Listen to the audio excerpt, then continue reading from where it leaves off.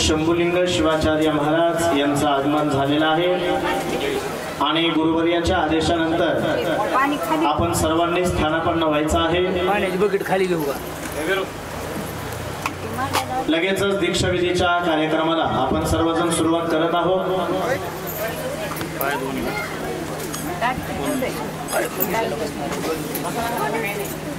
एक दाम्पत्य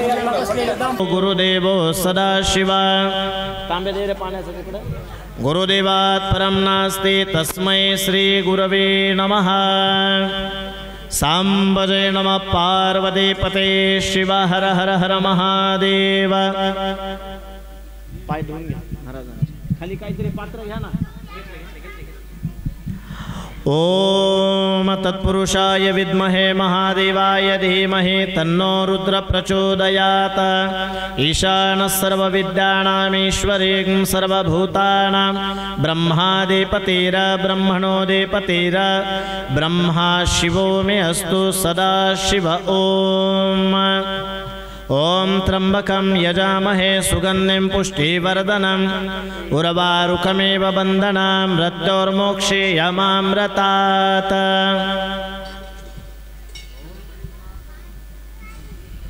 जय मंगलम जय नमः पार्वतीपदे शिव हर हर महादेव.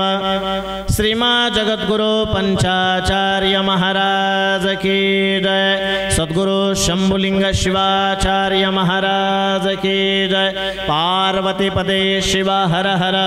महादेव.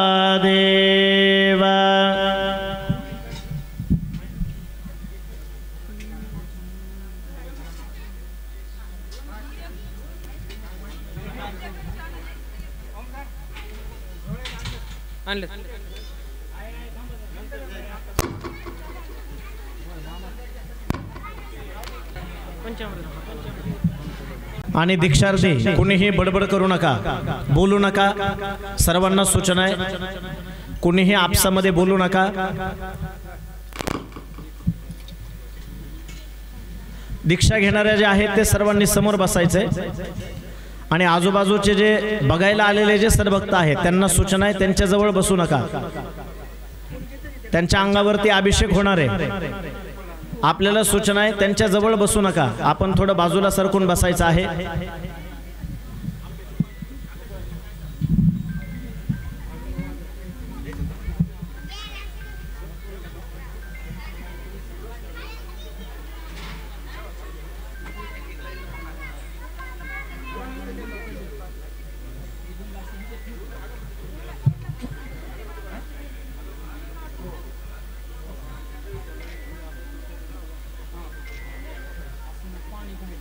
हातावरती पंचगव्य द्या.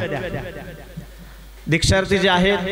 आपल्याला सूचना आहे, उजव्या हातावरती ते पंचगव्य आपण घ्यायचं आहे आणि ते पिऊन टाकायचं आहे.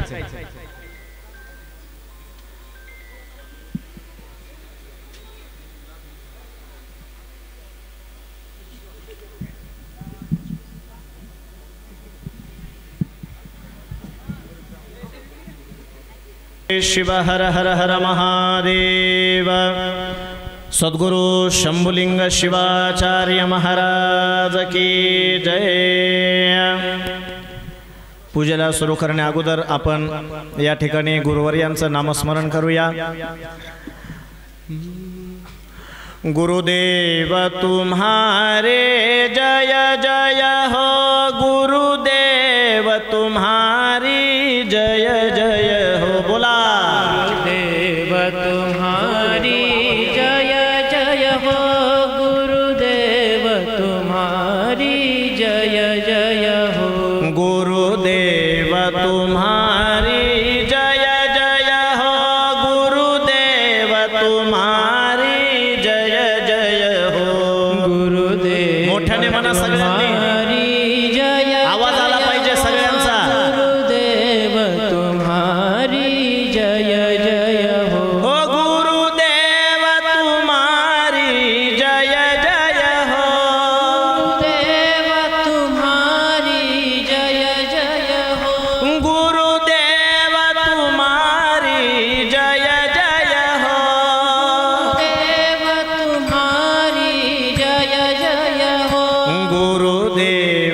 तुम्हारी जय जय हो गुरुदेव तुम्हारी जय जय हो बोला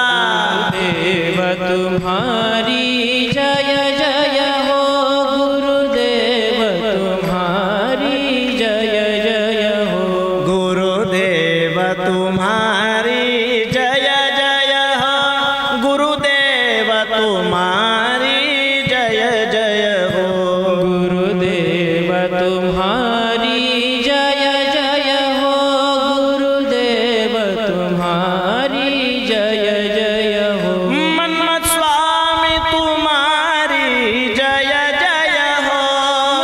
स्वामी तुम्हारी जय जय हो मन्मथ स्वामी तुम्हारी जय जय हो स्वामी तुम्हारी जय जय हो गुरुदेव तुम्हारी जय जय हो गुरुदेव तुम्हारी जय जय हो गुरुदेव तुम्हारी जय जय हो गुरुदेव तुम्हारी जय जय हो गुरुदेव तुम्हारी जय जय हो गुरुदेव तुम्हारी जय जय हो गुरुदेव तुम्हारी जय जय हो गुरुदेव तुम्हारी जय जय हो पंचाचार्य तुम्हारी जय जय हो पंचाचार्य तुम्हारी जय जय हो पंचाचार्य तुम्हारी जय जय हो तुम्हारी जय जय हो गुरुदेव तुम्हारी जय जय हो गुरुदेव तुम्हारी जय जय बोला देव तुम्हारी जय जय हो गुरुदेव तुम्हारी जय जय हो गुरुदेव तुम्हारी जय जय हो गुरुदेव तुम्हारी जय जय हो गुरुदेव तुम्हारी जय जय हो गुरुदेव तुम्हारी जय जय हो शंभुलिंग तुम्हारी जय जय हो शंभुलिंग तुम्हारी जय जय हो शंभुलिंग तुम्हारी जय जय हो शंभुलिंग तुम्हारी जय जय हो शंभुलिंग तुम्हारी जय जय हो शंभुलिंग तुम्हारी जय जय हो गुरुदेव तुम्हारी जय जय हो गुरुदेव तुम्हारी जय जय हो गुरुदेव तुम्हारी जय जय हो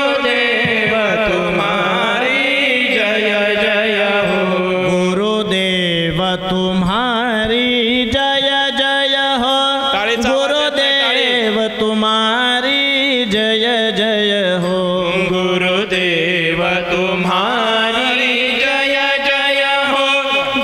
गुरुदेव तुम्हारी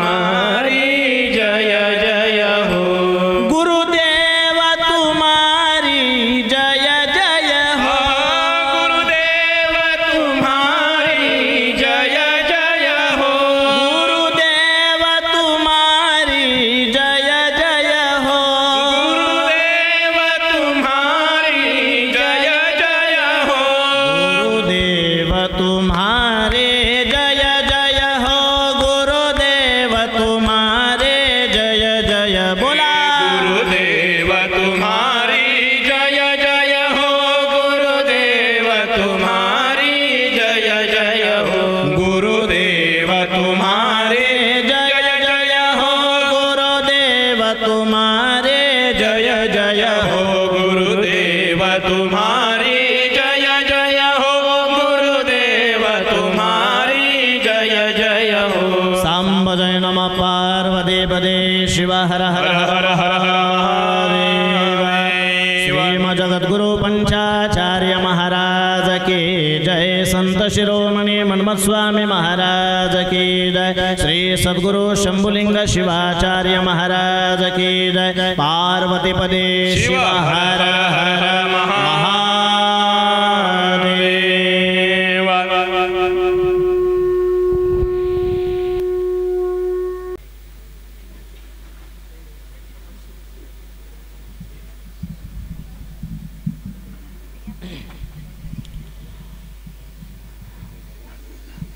यानंतर लगेचच आता दीक्षाविधीच्या अभिषेकाला सुरुवात होईल। सर्वांना दीक्षा घेणाऱ्या दीक्षार्थींना सूचना आहे, आपण सर्वांनी ताट बसायचं आहे। तुमच्या अंगावरती अभिषेक होणार आहे। जोपर्यंत अभिषेक चालू आहे तोपर्यंत श्री गुरुभ्यो नमः या मंत्राचा जप आपण आपल्या मनामध्ये करत राहायचं आहे। ओम श्री गुरुभ्यो नमः या मंत्राचा जप आपण आपल्या मनामध्ये करत राहायचं आहे। सूत्र आहे, गुरूंच्या पीठापासून आपल्यापर्यंत हे सूत्र येत आहे, फक्त त्याला कोणी ओलांडून जाऊ नका।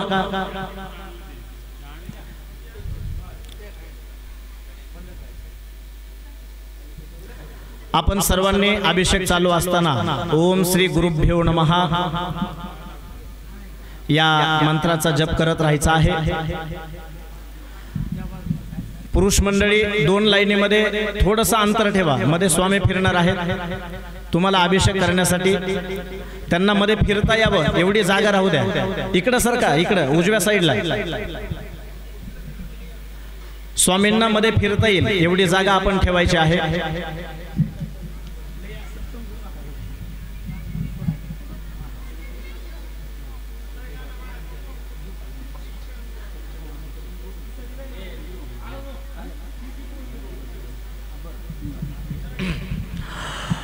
ओम गणानान्त्वा गणपतिं हवामहे प्रियान्वा प्रियपतिं हवामहे निधीनान्त्वा निधपतिं हवामहे वसो मम अहमजाने गर्भधमा त्वमजासि गर्भधाम वक्रतुंड महाकाय सूर्यकोटि समप्रभ निर्विघ्नं कुरु मे देव सर्वकार्येषु सर्वदा।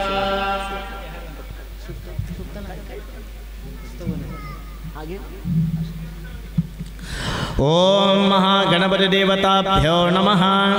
आवायामि स्थापयामि पूजयामि भो महागणपति देवता।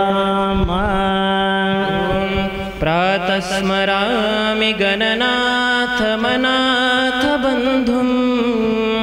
सिन्धूरपूरपरिशोभितगण्डयुग्मम् उद्दण्ड विघ्नपरिखण्डन चण्डदण्डम्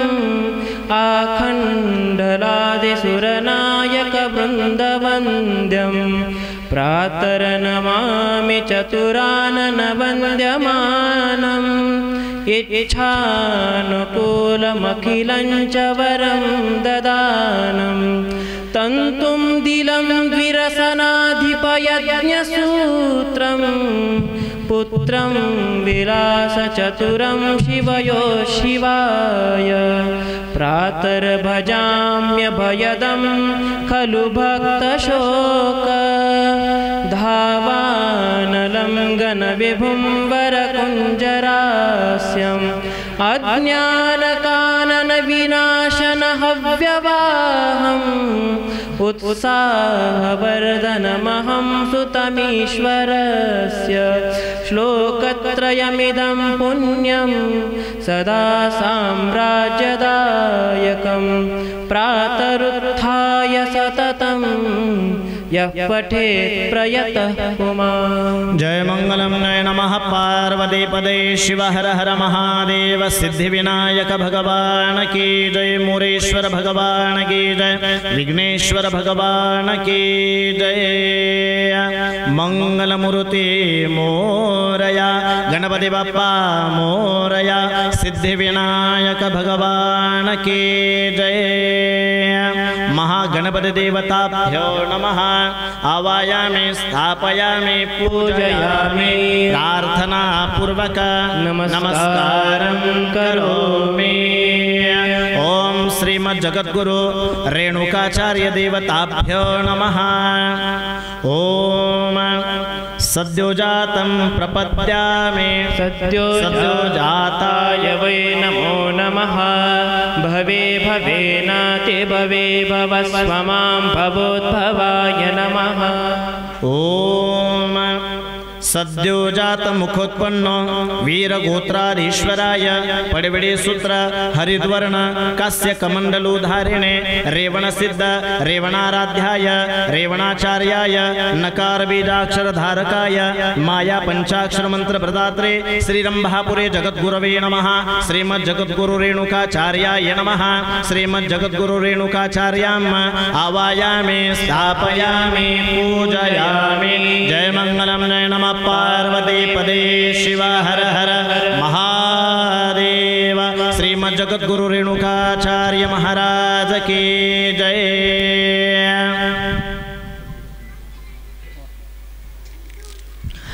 हरः ओम पंचब्रह्म मंत्रेण ओम सद्योजातं प्रपद्यामि सद्योजाताय वै नमो नमः। भवे भवेनाति भवे भवस्व मां भवोद्भवाय नमः। ओम वामदेवाय नमः। ज्येष्ठाय नमः श्रेष्ठाय नमः रुद्राय नमः कालाय नमः कलविकरणाय नमः बलाय नमः बलविकरणाय नमः बलप्रमथनाय नमः सर्वभूतदमनाय नमो मनोन्मनाय नमो नमः। ओम अघोर्योभ्यो तघोर्योभ्यो तघोरघोरतर्योभ्यः शर्योभ्यो सर्वशर्योभ्यो नमस्ते अस्तुर्दरूप्योभ्यः। ओम तत्पुरुषाय विद्महे महादेवाय धीमहि तन्नो रुद्रः प्रचोदयात्।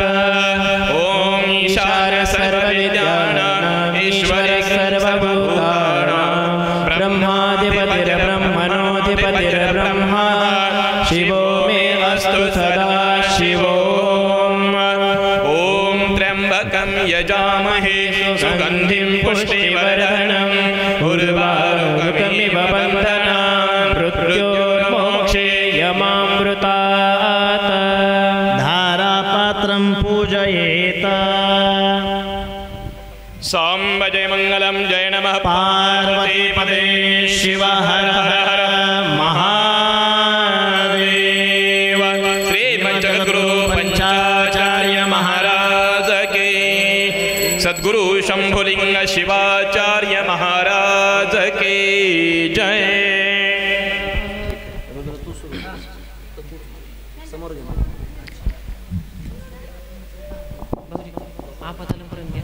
स्वामी मंडळी सर्व स्वामींनी बकेट घ्या एक हातामध्ये आपल्या आपल्या हातामध्ये एक बकेट घ्यायची एका लाईनच्या मधून फिरायचं दोघांच्याही डोक्यावरती पाणी शिंपडत राहायचं अभिषेक चालू ठेवायचा। राज की जय। हरः ओम अस्य श्री रुद्रस्य प्रश्नस्य अनुष्ठुप् छन्दः अघोर ऋषिः संकर्षणमूर्तिस्वरूपो योऽसावादित्यः परमपुरुषस्येषु रुद्रो देवता अग्निः क्रतुचरमायामिष्टिकायां शतरुद्रीयजपेऽभिषेके च विनियोगः। ओम सकलस्य रुद्राध्यायस्य श्रीरुद्रो देवता एका गायत्री छन्दः तिस्रोऽनुष्टुप् पंक्तयः सप्तानुष्टुभ्यो द्वे जगत्यो श्रीपरमेष्ठी ऋषिः श्रीपरमेश्वर प्रीत्यर्थे शतरुद्रीयजपेऽभिषेके च विनियोगः। ओम अग्निहोत्रात्मने अंगुष्ठाभ्यां नमः। दर्शपूर्णमासात्मने तर्जनीभ्यां नमः। चातुर्मास्यात्मने मध्यमाभ्यां नमः। निर्ढुपशुबन्धात्मने अनामिकाभ्यां नमः ज्योतिष्ठोमात्मने कनिष्ठिकाभ्यां नमः सर्वकृत्वात्मने करतलकरपृष्ठाभ्यां नमः ॐ अग्निहोत्रात्मने हृदयाय नमः ॐ दर्शपूर्णमासात्मने शिरसे स्वाहा चातुर्मास्यात्मने शिखाय ओषठ निर्डुपशुबन्धात्मने कवचाय ॐ ज्योतिष्ठोमात्मने नेत्रत्रयाय ओषठ सर्वकृत्वात्मने अस्त्राय पट ॐ भूर्भुवस्वरोमिति दिग्बन्धः अत ध्यानम् आपातारनभस्तलान्तभुवन ब्रह्माण्डमाविस्फुर ज्योतिस्फाटिकलिङ्गमौलिविलस पूर्णे ध्रुवातामृते अस्तोकाप्लुतमेकवारमनिशं रुद्रावाकारपं ध्याये दीप्सितसिद्धये ध्रुवपदं विप्रो विशिष्टे शिवं ब्रह्माण्डव्याप्तदेहावसुरहिमरुचा भासमाना भुजङ्गे कण्ठे कालाकपरदा कलितशशिकला चण्डकोदण्डहस्तः रक्षा रुद्राक्षभूषा सुललितविभवा शाम्भवा मूर्तिभेदा रुद्राश्रये रुद्रसूक्तप्रकटितविभवा नाप्रयच्छन्तु सौख्यं शुद्धस्फटिकसङ्काशं शुद्धविद्याप्रदायकं शुद्धं पूर्णचिदानन्दं सदाशिवमहं भजे सदाशिवमहं भजे सदाशिवमहं भजे ॐ नमो भगवते रुद्राय ॐ नमस्ते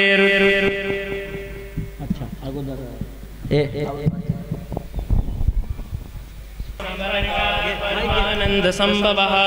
तस्मै ते चरणाब्जाय पाद्यं शुद्धाय कल्पयेत् श्रेष्ठो जातस्य रुद्रश्रियासितवस्तमस्तवसा वज्रबाहो पर्षिणः पारमं हसस्वस्ति विश्वा अभेतिरपसो युयोधि ॐ भूगुं सुवः श्रीसाम्बाय नमः पादयोः पाद्यं समर्पयामि अर्घ्यं तापत्रयहरं दिव्यं परमानन्दलक्षणं तापत्रयविनिर्मुक्ते तवार्घ्यं कल्पयाम्यहं मात्वा रुद्रचक्रुदामानमोभिर्मा दृष्टते वृषभः मा सुहेते उन्नो वीरामर्पय भेषजे ॐ महाश्री सांबाय नमः हस्तयोः अर्घ्यं समर्पयामि आचमनं वेदानामविवेदाय देवानां देवतात्मने आचमं कल्पयामि शुद्धानां शुद्धिहेतवे ॐ जनः श्री सांबाय नमः मुखाम्बुजे शुद्धाचमनीयं समर्पयामि मधुपर्कः सांबजय नमः पार्वतीपदे शिव हर हर महादेव ओम नमस्ते रुद्रमन्यवौतोदय शिवे नमः नमस्ते अस्तु धन्वने बाहुभ्यामुदते नमः या तैष शिवतमा शिवं बभूवते धनुः शिवा शरव्या या तवतया नो रुद्रमृडय या ते रुद्रशिवा तनूरघोरा पापकाशिनी तया नस्तनुभाषन्तमया गिरिशन्ताभिजाकशेः यामि शृङ्गिरिशन्तहस्ते शिवाङ्गिरिदतां गुरुमाहिंसे पुरुषं जगद शिवे नमच्चसाक्षावदामसे यदा न सर्वमिज्जगदयक्ष्मगुणमनसः अद्य वोचदि भक्ता प्रथमो दैव्यो विशक अहेगुंश सर्वान् जम्भयन् सर्वाश्च यातु धान्यः असव्यस्ताम्रो अरुण उत बभ्रुसु मङ्गलः ये चेमागुं रुद्र अभितो दिक्षु श्रिता सहस्रशो वैशाखुं हेरेमहे असव्यो वसर्पति नीलग्रीवो विलोहितः उदैनं गोपा अदृशन्नदृशन्नदहार्यः उदैनं विश्वाभूतानि सदृष्टो मृडयातिनः नमो अस्तु नीलग्रीवाय सहस्राक्षाय मेरुषे अथो ये अस्य सत्त्वानो हन्तेभ्यो करं नमः प्रमुञ्च धन्वनस्त्वमुभयोरात्मिकोर्जां याश्च देहस्तैषवः पराता भगवो वप आवदत्यधनुस्त्वगुं सहस्राक्षशदेशुदे निशिर्य शल्यानामुखा शिवो न सुमना भव विज्यन्धन कपर्दिनो विशल्यो बाणवागुं उत अनेशन्न शेषव आभुरस्य निषङ्गतिः याते हेतिर्मेरुष्टमहस्ते बभूवते धनुः तयास्मान् विश्वतस्त्वमयक्ष्मया परिभुज नमस्ते अस्त्वायुधायानातताय धृष्णवे उभाभ्यामुदते नमो बाहुभ्यां तव धन्वने परिते धन्वनो हेतिरस्मा वृणक्तु विश्वतः अथो य इषुधिस्तवारे अस्मिन्निधे हितं शम्भवे नमः ॐ नमस्ते अस्तु भगवन् विश्वेश्वराय महादेवाय त्र्यम्बकाय त्रिपुरान्तकाय त्रिकाग्निकालाय कालाग्निरुद्राय नीलकण्ठाय मृत्युञ्जयाय सर्वेश्वराय सदाशिवाय श्रीमन्महादेवाय नमः नमो हिरण्यवाहवे सेनान्ये दिशां च पतये नमो नमो वृक्षेभ्यो हरिकेशेभ्यः पशूनां पतये नमो नमः सस्पिञ्जराय त्विषेमते पथेनां पतये नमो नमो बभ्लुषाय विव्याधिनेनानां पतये नमो नमो हरिकेशायोपवीतिने पुष्टानां पतये नमो नमो भवस्य हित्ये जगतां पतये नमो नमो रुद्राय तताविने क्षेत्राणां पतये नमो नमः स्फूताय हन्त्याय वनानां पतये नमो नमो रोहिताय स्थपतये वृक्षाणां पतये नमो नमो मन्त्रिणे वाणिजाय कक्षानां पतये नमो नमो भुवन्तये वारिवस्कृतायौषधीनां पतये नमो नमो उच्चैर्घोषाय क्रन्दयते पतेनां पतये नमो नमः कृष्णवीताय धावते सत्त्वानां पतये नमः नमः सहमानाय निव्याधिन आव्याधिनीनां पतये नमो नमः ककुभाय निषङ्गिने स्तेनानां पतये नमो नमो निषङ्गिने शुधिमते तस्कराणां पतये नमो नमो वञ्चदे परिवञ्चदे स्थायोनां पतये नमो नमो नीचेरवे परिचरायारण्यानां पतये नमो नमः श्रुकाविभ्यो जिगाकुं सद्यो मुष्णतां पतये नमो नमो सिमद्भ्यो न कञ्चरद्य प्रकृन्तानां पतये नमो नमः उष्णीषिणे गिरिचराय कुलुञ्चानां पतये नमो नमः इषुमद्यो धन्वाविभ्यश्च वो नमो नमः आतन्वानेभ्यः प्रतिदधानेभ्यश्च वो नमो नमः आयच्छद्भ्यो विसृजद्भ्यश्च वो नमो नमोऽस्यद्भ्यो विद्यद्भ्यश्च वो नमः आसेनेभ्यश्च यानेभ्यश्च वो नमो नमः स्वपद्भ्यो जाग्रद्भ्यश्च वो नमो नमः तिष्ठद्भ्यो धावद्भ्यश्च वो नमो नमः सभाभ्यः सभापतिभ्यश्च वो नमो नमो अश्वेभ्यो श्वपतिभ्यश्च वो नमः नमः व्याधिनीभ्यो विविद्यन्तेभ्यश्च वो नमो नमः उग्नाभ्यस्त्रगुंहतेभ्यश्च वो नमो नमो कृत्सेभ्यो कृत्सपतेभ्यश्च वो नमो नमो व्रातेभ्यो व्रातपदेभ्यश्च वो नमो नमो गणेभ्यो गणपतेभ्यश्च वो नमो नमो विरूपेभ्यो विश्वरूपेभ्यश्च वो नमो नमो महद्भ्यक्तुल्लकेभ्यश्च वो नमो नमो रथेभ्यो रथेभ्यश्च वो नमो नमो रथेभ्यो रथपतेभ्यश्च वो नमो नमः सेनाभ्यः सेनानिभ्यश्च वो नमो नमः क्षत्रिभ्यः सङ्ग्रहितृभ्यश्च वो नमो नमः तक्षभ्यो रथकारेभ्यश्च वो नमो नमः कुलालेभ्यः कर्मारेभ्यश्च वो नमो नमः पुञ्जिष्टेभ्यो निषादेभ्यश्च वो नमो नमो शुक्रभ्यो धन्वकृद्भ्यश्च वो नमो नमो मृगयभ्यश्वनिभ्यश्च वो नमो नमः श्वभ्याश्वपतिभ्यश्च वो नमः नमो भवाय च रुद्राय च नमः शर्वाय च पशुपते च नमो नीलग्रीवाय च शितिकण्ठाय च नमः कपर्दिने च व्यक्तकेशाय च नमः सहस्राक्षाय च शतधन्वने च नमो गिरिशाय च शिवविष्टाय च नमो मेरुष्टमाय चेषुमते च नमो ह्रस्वाय च वामनाय च नमो बृहते च वर्षयसे च नमो वृद्धाय च संवृद्वने च नमो अग्र्याय च प्रथमाय च नमः आशवे चाजिराय च नमः शीघ्रियाय च शिभ्याय च नमः ऊर्म्याय चावस्मन्याय च नमः स्रोतस्याय च द्वीप्याय च नमो ज्येष्ठाय च कनिष्ठाय च नमः पूर्वजाय चापरजाय च नमो मध्यमाय चापगल्भाय च नमो जगन्याय च बोध्याय च नमः सोभ्याय च प्रतिसर्याय च नमो याम्याय च क्षेम्याय च नमः उर्वर्याय च खल्याय च नमः श्लोक्याय चावसान्याय च नमो वन्याय च कक्षाय च नमः श्रवाय च प्रतिश्रवाय च नमः आशुषेनाय चाशुरथाय च नमः शूराय चावविन्ददे च नमो वर्मिने च वरोधिने च नमो बिल्विने च कवचिने च नमः श्रुताय च श्रुतसेनाय च नमो दुन्दुभ्याय च हनन्याय च नमो दृष्णवे च प्रभृशाय च नमो दूताय च प्रहिताय च नमो निषङ्गिने चेषुतिमते च नमस्तीक्ष्णेशवे चायुधिने च नमः स्वायुधाय च सुधन्वने च नमः सुत्याय च बद्धाय च नमः काट्याय च नीप्याय च नमः सुद्याय च सरस्याय च नमो नाद्याय च वैशन्ताय च नमः कुप्याय च वट्याय च नमो वर्षाय च नमो मेघ्याय च विद्युत्याय च नमः इद्रियाय च तप्याय च नमो वात्याय च रेश्म्याय च नमो वास्तव्याय च वास्तुपाय च हर हर हर नमः सोमाय च रुद्राय च नमः साम्राय च अरुणाय च नमः शङ्गाय च पशुपदे च नमः उग्राय च भीमाय च नमो अग्रे वधाय च दूरे वधाय च नमो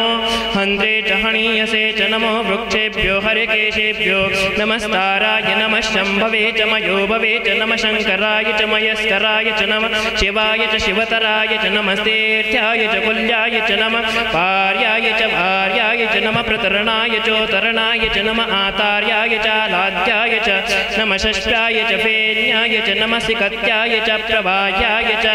नमः हिरण्याय च प्रपथ्याय च नमः यकुंशिलाय च क्षयनाय च नमः कपर्दिने च पुलस्तये च नमो गोष्ठाय च गृह्याय च नमः सल्प्याय च गेह्याय च नमः काट्याय च गह्वरेष्ठाय च नमो हृदयाय च निवेष्टाय च नमः पागुंसव्याय च रजस्याय च नमः शुष्काय च हरित्याय च नमो लोप्याय च लप्याय च नमः पूर्व्याय च सूर्म्याय च नमः पर्णशद्याय च नमः पगुरमानाय च विघ्नते च नमः अख्येददे च प्रख्येददे च नमो वकिरकेभ्यो देवानागुंहृतयेभ्यो नमो विक्षेणकेभ्यो नमो विचन्वत्केभ्यो नमः आनिर्हतेभ्यो नमः आमिवत्केभ्यः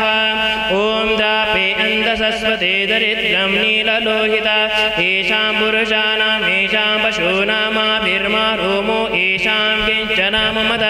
या ते रुद्रशिवा तनुशिवा विश्वाह वेशजे शिवा रुद्रस्य वेचिसेतया नो मृडजीवसे हिमगुं रुद्राय तवसे कपर्दिने च यद्वेराय प्रभरामहे मतिं यथा नश्यमसद्विपदे चतुष्पदे विश्वं पुष्टं ग्रामे अस्मिन्ननातुरं रुडानो रुद्रो तनोमयस्प्रदीक्षयद्वेराय नमसा विदेमते यच्चञ्चयश्च मुनराय जे पिता तदश्चामतवरुद्रप्रणीतो मानो महन्तमुतमानो अर्भकं मान उक्षन्तमुतमान उक्षितं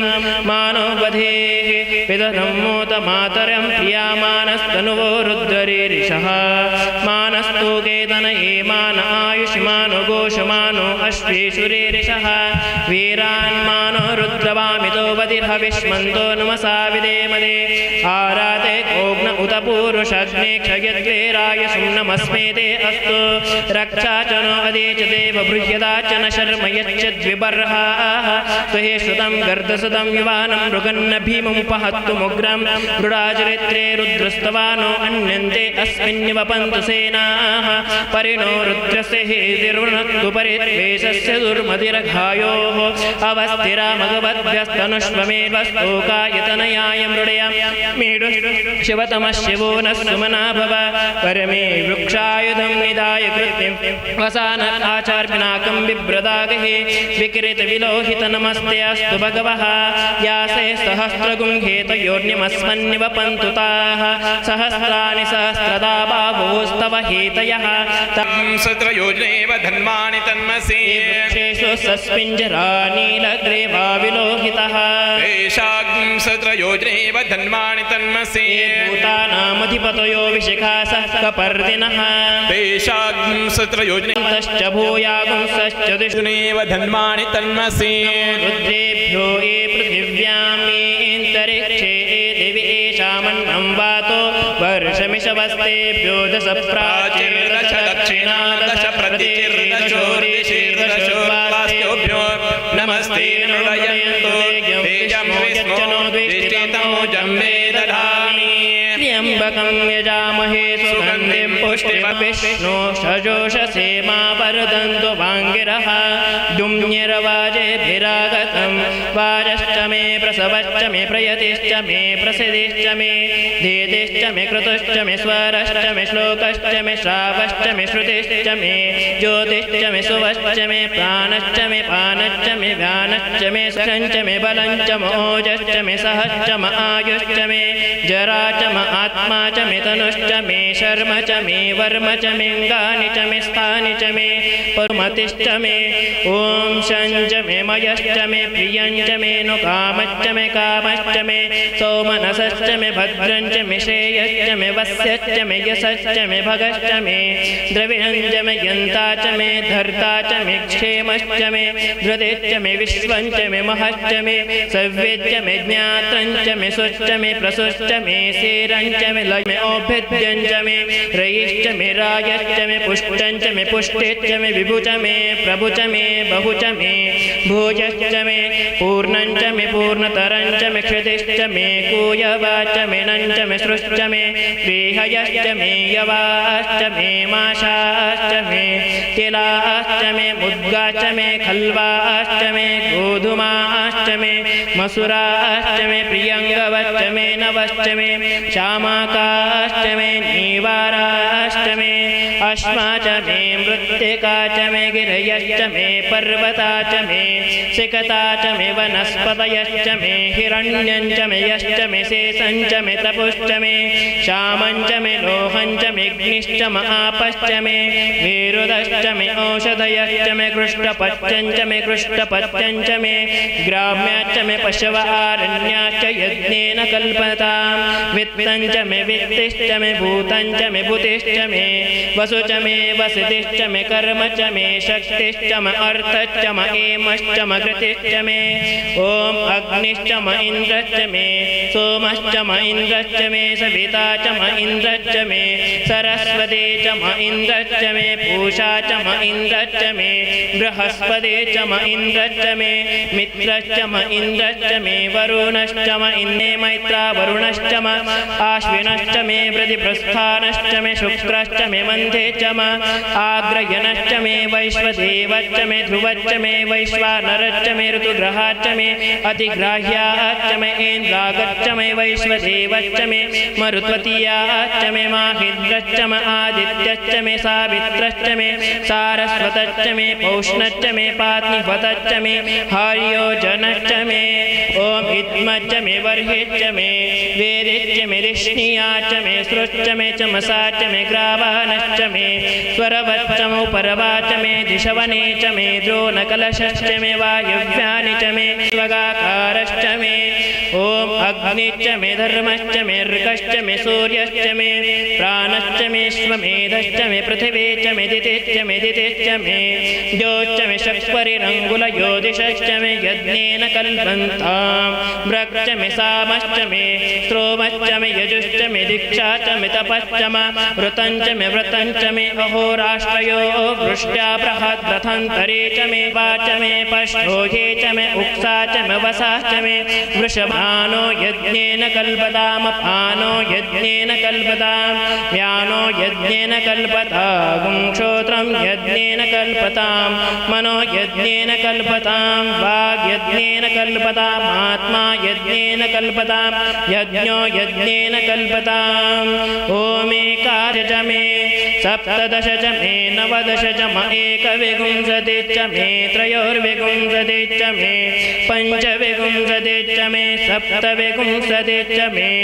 नवविंशति च मे एकत्रिंशत् च मे त्रयस्त्रिंशत् च मे चतुस्रश्च मे अष्टोच मे द्वादश च मे षोडश च मे विंशति च मे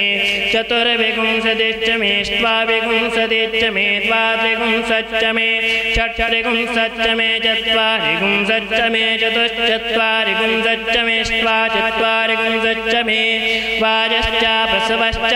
वेदश्च क्रतुश्च सुवश्च मूर्धा च विस्मयश्चान्त्या यश्चान्तश्च भुवनश्च भुवनश्चाधिपतिश्च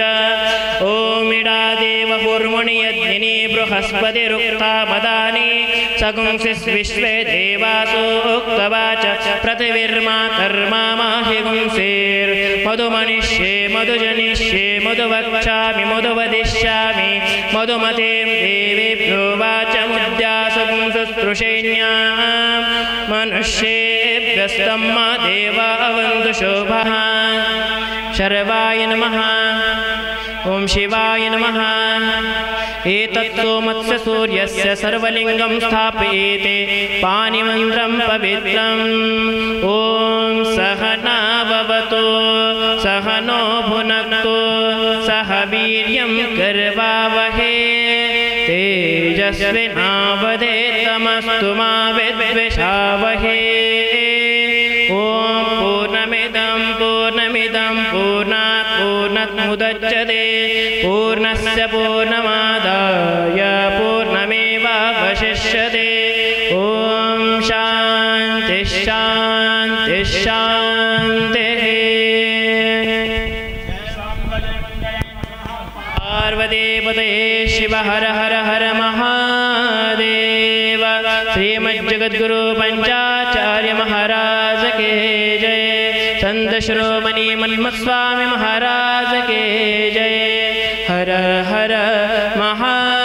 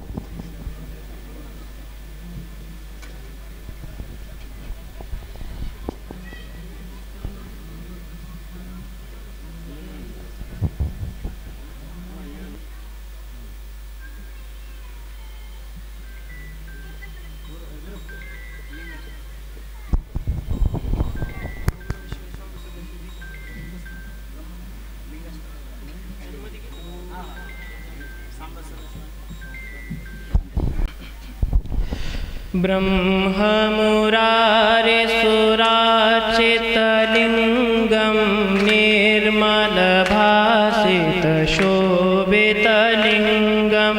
जन्मजदुःखविनाशकलिङ्गं तत्प्रणमामि सदा शिवलिङ्गम् ॐ नमः शिवाय ॐ नमः शिवाय ॐ नमः शिवाय ॐ नमः शिवाय देवमुनिप्रवराचितलिङ्गं कामदहनकरुणाकरलिङ्गं रावणदर्पविनाशकलिङ्गं तत्प्रणमामि सदा शिवलिङ्गं साम्ब सदा शिव साम्ब सदा शिव साम्ब सदा शिव साम्ब शिवो साम्ब सदा शिव साम्ब सदा शिव साम्ब सदा शिव साम्ब शिवो शुद्ध सुगन्ध सुलेपितलिङ्गं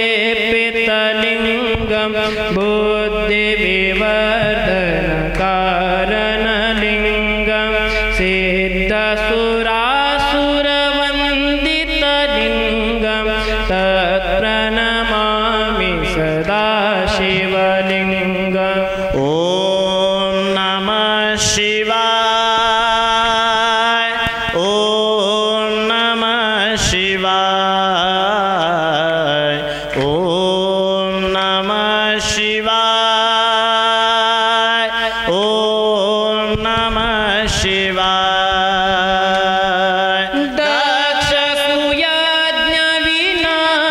दक्षसूयाज्ञविनाशकलिङ्गं कनकमहामणिभूषितलिङ्गं फणिपतिवेष्टितशोभितलिङ्गं तत्प्रणमामि सदा शिवलिङ्गं साम्ब सदा शिव साम्ब सदा शिव साम्ब सदा शिव साम्ब शिवो साम्ब सदा शिव साम्ब सदा शिव साम्ब सदा शिव साम्ब शिवो कुङ्कुमचन्दनलेपितलिङ्गं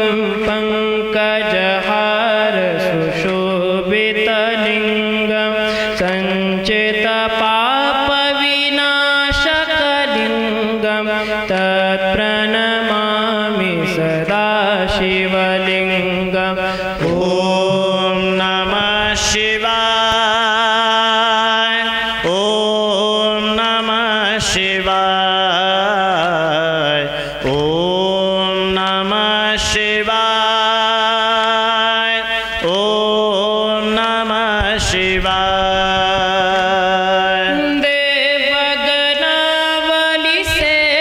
देवगणावलिसेवितलिङ्गं भावविवरधनकारणलिङ्गं दिनकरकोटिप्रभाकरलिङ्गं तत्प्रणमामि सदा शिवलिङ्गं साम्ब सदा शिव साम्ब सदा शिव साम्ब सदा शिव साम्ब शिवो हर साम्ब सदा शिव साम्ब सदा शिव साम्ब सदा शिव साम्ब शिवो अष्टदलोपरिवेष्टितलिङ्गं सर्वसमोद्भवकारणलिङ्गम् अष्टदरिद्रविनाशकलिङ्गं तत्प्रणमामि सदा शिवलिङ्गम् ॐ नमः शिवाय ॐ नमः शिवाय ॐ नमः शिवाय ॐ नमः शिवाय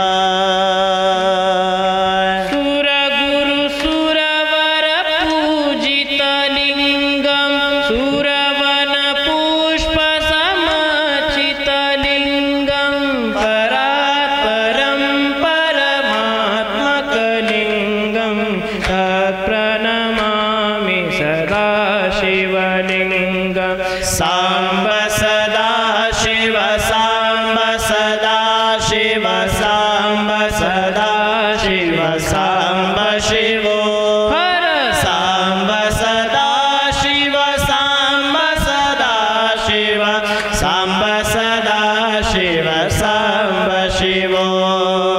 ब्रह्ममुरारे सुरार्चितलिङ्गं निर्मलभासितशोभितलिङ्गं जन्मज दुःखविनाशकलिङ्गं तत्प्रणमामि सदा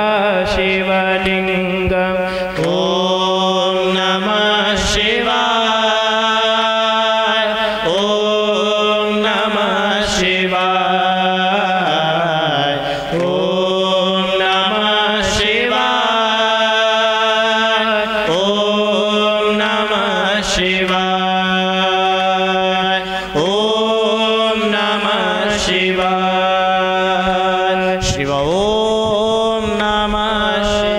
शिवाय लिङ्गाष्टकं यदयं पुण्यं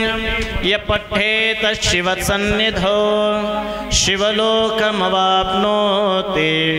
शिवेन सह मोदते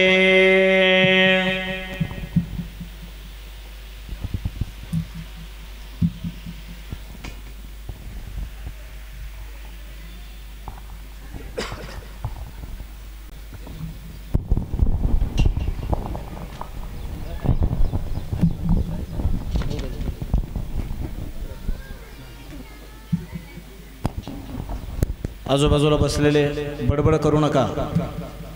कुणीही बोलू नका.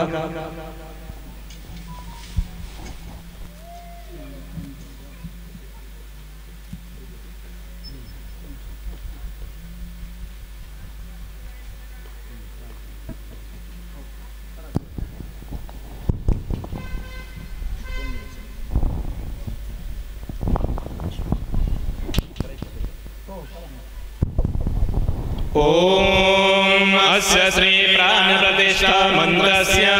ब्रह्मा विष्णु रुद्र ऋषयः ऋग्यजु सामातिर्वद्वन्दासि परा प्राणशक्तिर्देवता आं बीजं ह्रीं शक्तिं क्रीं कीलकं प्राणप्रतिष्ठापने विनियोगः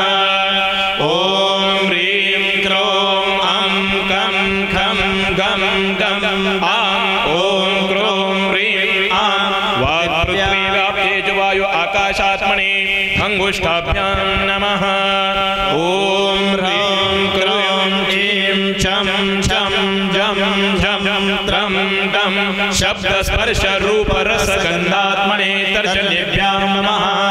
ॐ ह्रीं क्रों ॐ तं ठं डं ढं नं ॐ श्रोत्रवक्त्राणि चक्षुजिह्वाघ्राणात्मने मध्यमाभ्यां नमः ॐ ह्रीं क्रों ऐं तं थं दं नं ऐं वाक्पाणिपादपायुपस्थात्मने अनामिकाभ्यां नमः ॐ ह्रूं क्रों ॐ यं फं बं बं बं स्वचनादागमन विसर्गानन्दात्मने कनिष्ठिकाभ्यां नमः ॐ ह्रौं क्रों अं पं रं लं वं शं शं सं हं रं चं ज्ञं मनोबुद्ध्यहङ्कार चित्तचैतन्यात्मने करतलकरपृष्ठाभ्यां नमः ॐ खं खं गं घं वायुयाग्निजलभूतात्मने हृदयाय नमः ॐ यं चं छं झं झं शब्दस्पर्शरूपरसगन्धात्मने शिरसे स्वाहा ॐ वं तं ठं डं धं श्रोत्रवा